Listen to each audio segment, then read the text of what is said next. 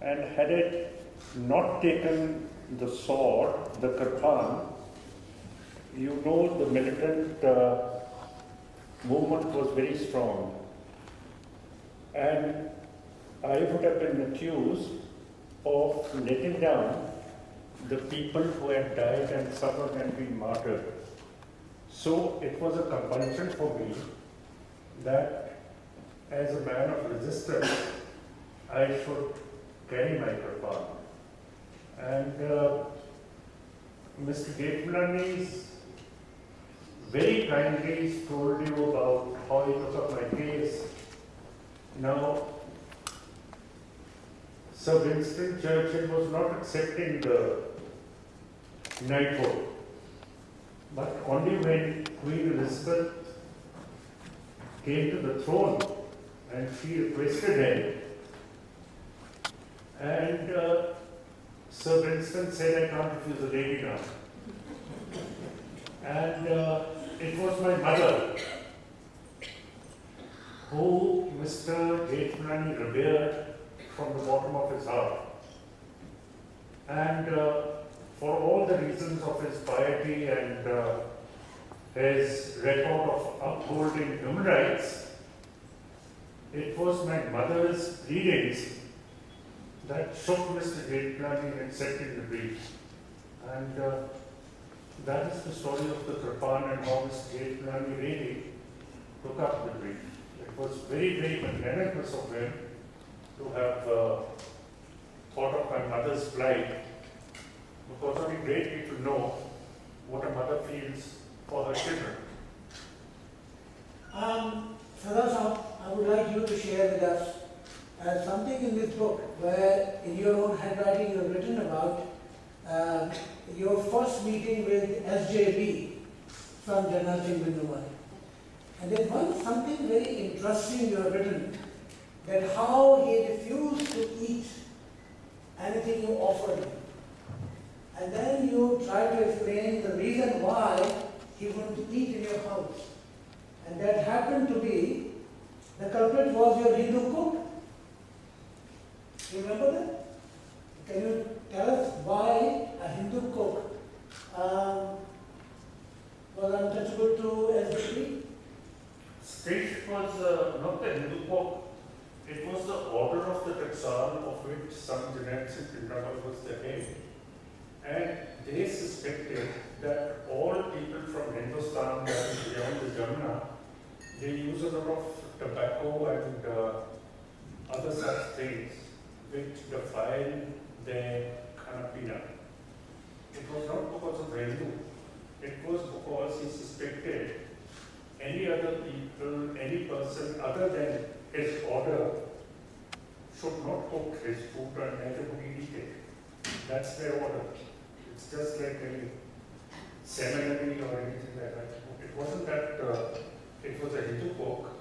It was because it was largely suspected that these people from Hindustan, they chew tobacco, they eat tobacco, and tobacco is taboo to a Sikh. You mean Hindustan? That's very interesting. What part of India is Hindustan?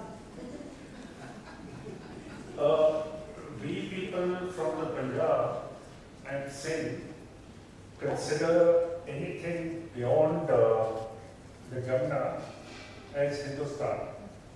One of my grandmother's cousins was married into UP, and she used to wear a sari and she used to chew betel leaves.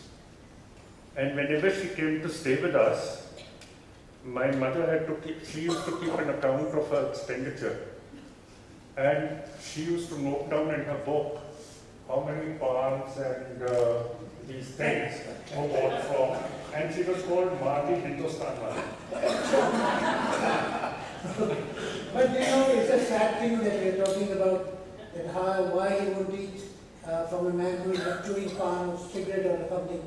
But sad thing is that in Punjab, one of the most concerned people are expressing is about the addiction of drugs. Now, you have mentioned something about the problem of drugs in Punjab and how it might lead to another calamity in Punjab. Do you still hold that?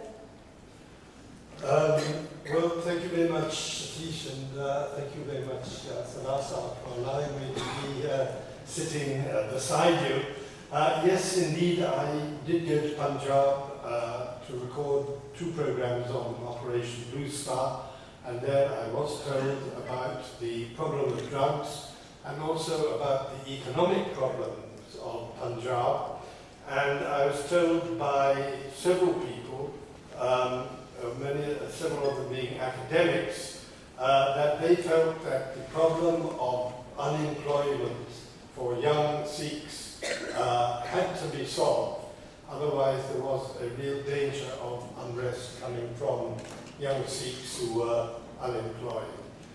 So that I think is a real issue which faces Punjab at present. And of course, going along with that issue is the problem which is widely admitted in Punjab of young people who have taken to drugs because they don't have anything to do in their lives, appear to be pointless, and in that sort of mood it does lead people to having started taking to drugs. If I could just also add one little bit more to what has already been said. While I was making this program, I also was involved in a radio phone-in which I had to answer questions from a lot of Sikhs in Britain. And as Satish has rightly said, there I discovered there was a lot of bitterness and anger still about Operation Blue Star. And some of the anger, quite frankly, was misplaced. I was told, for instance, that the Punjab government was deliberately distributing drugs so that young Sikhs would take to drugs rather than taking to joining Dal Khalsa or doing things like that. But I have a view which many of you may not agree with, but I have always hugely admired the Sikh community for the way that you have overcome the terrible traumas that you went through, particularly, of course, the appalling incidents which took place after Indira Gandhi. And so many of you are basically in the mainstream of India. Many of you, most of you probably sitting here. And I think that is a great, great tribute to your community. And I would just make one further point. This does not mean that we should forget what happened in 1984. What it does mean is that we should all be recommitted to ensuring that such things never happen again. And for me personally, I cannot imagine an India without the Sikh community as part of it. It is hugely and enormously integral to India. And I personally hope I'm right in believing that despite all the atrocities which took place, the Sikh community remains essentially a part of India. Sadar, I would like to ask you one more question, and that is, the author of this book has written that my father shared the ideology with LJP for a separate homeland for the Sikhs. You still believe that there should be a separate homeland for Sikhs? Mr. Jacob, this is a very difficult question to answer because Ambedkar has written this book, and the attention of this book should be focused on the author rather than me. You've heard my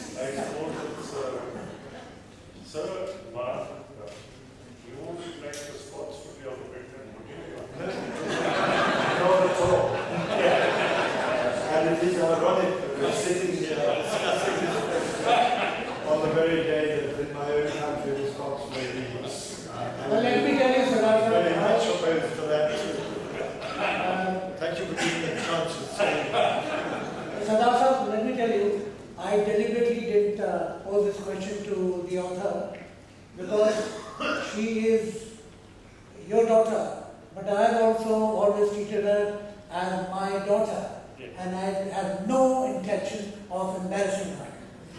But I take delight in embarrassing you whenever I get a chance.